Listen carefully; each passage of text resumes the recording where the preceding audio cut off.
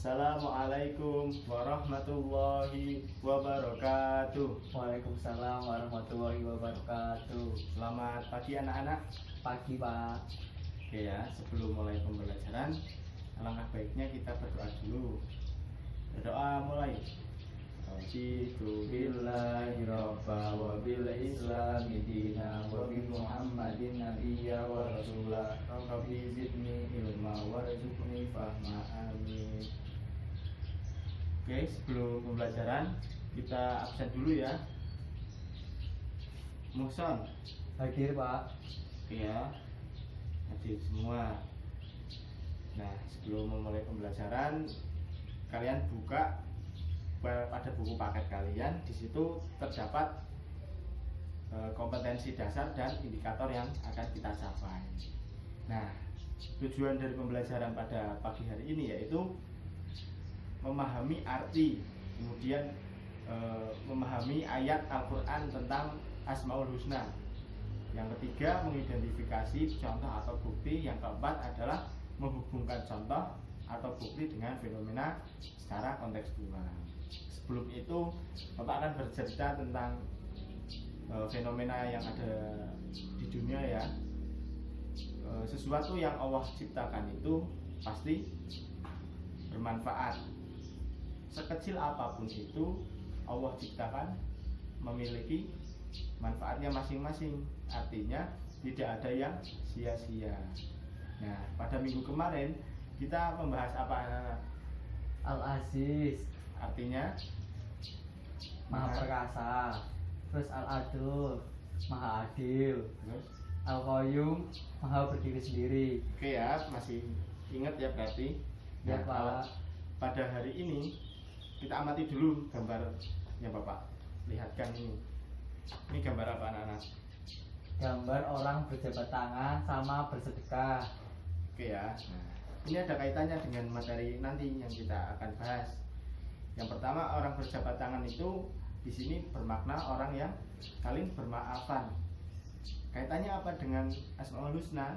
Yaitu kaitannya dengan Al-Ghafar. Nama-nama Allah atau nama Allah Al-Ghafar yang artinya Maha Pengampun. Di sini artinya Allah menunjukkan sifatnya bahwa Allah adalah Maha Pengampun yang akan memberikan pengampunan bagi orang atau bagi hambanya yang mukmin yang bertobat kepadanya. Nah, yang kedua ada orang yang memberi sedekah. Nah, ini kaitannya apa dengan Asmaul Husna atau nama Allah? Yang selanjutnya adalah Al-Basit, artinya Maha meluaskan rezeki atau melapangkan. Nah, yang pertama Al-Ghafar artinya apa? Maha pengampun. Kemudian Al-Basit artinya Maha melapangkan rezeki. Nah, ya Al-Basit ini Allah artinya Maha meluaskan rezeki bagi siapa saja yang dikehendakinya.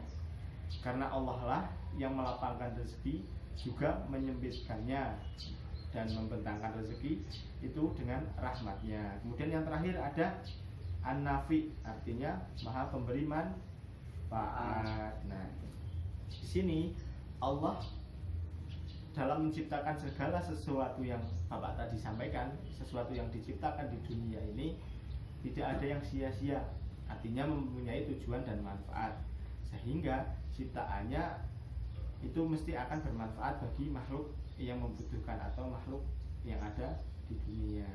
Nah, yang pertama teladan dari Al-Ghafar, yaitu kita menjadi orang yang berlaku pemaaf atau bisa memaafkan orang yang berlaku buruk pada kita. Nah, itu contoh dari teladan dari Asmaul Husna Al-Ghafar. Yang kedua, berlapang dada menerima baik dan buruknya seseorang. Artinya kita lapang atau kita menerima sesuatu yang dimiliki oleh orang lain, tidak memandang buruk atau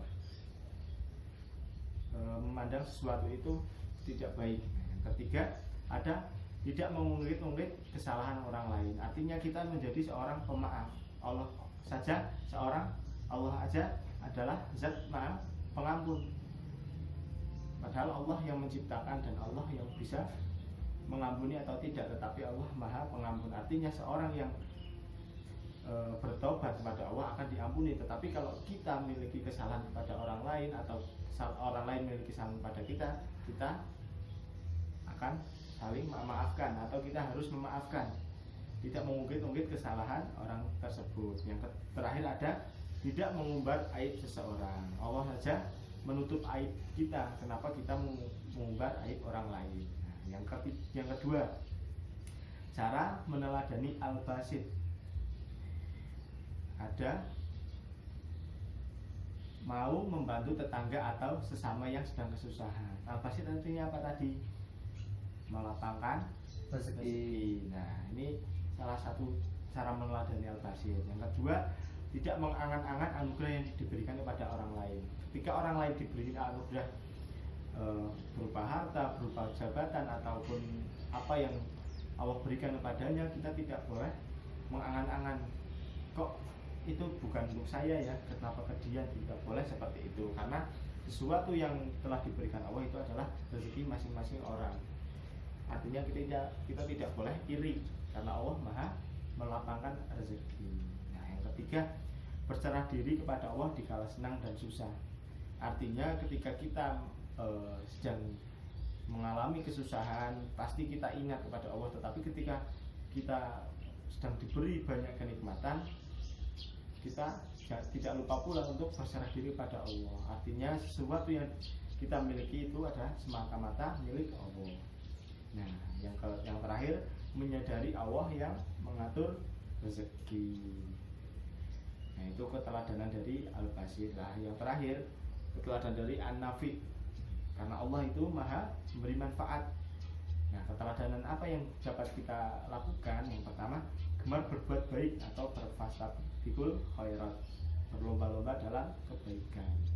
Yang kedua, menjadi orang yang bermanfaat bagi orang lain, khairun nas anfa'ahum linnas. Artinya sebaik-baik manusia adalah orang yang bermanfaat bagi orang lain.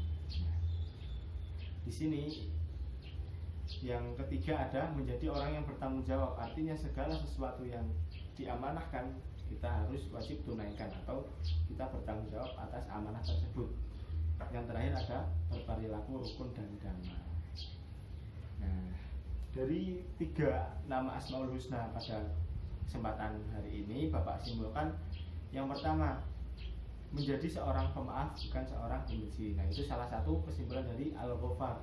Allah saja maha pengampun, masa kita tidak mau memaafkan jika saudara kita atau teman kita berbuat salah pada kita. Nah, yang kedua adalah berperilaku dermawan atau berperilaku menjadi orang baik, menjadi orang yang gemar mensedekahkan rezekinya ke jalan Allah.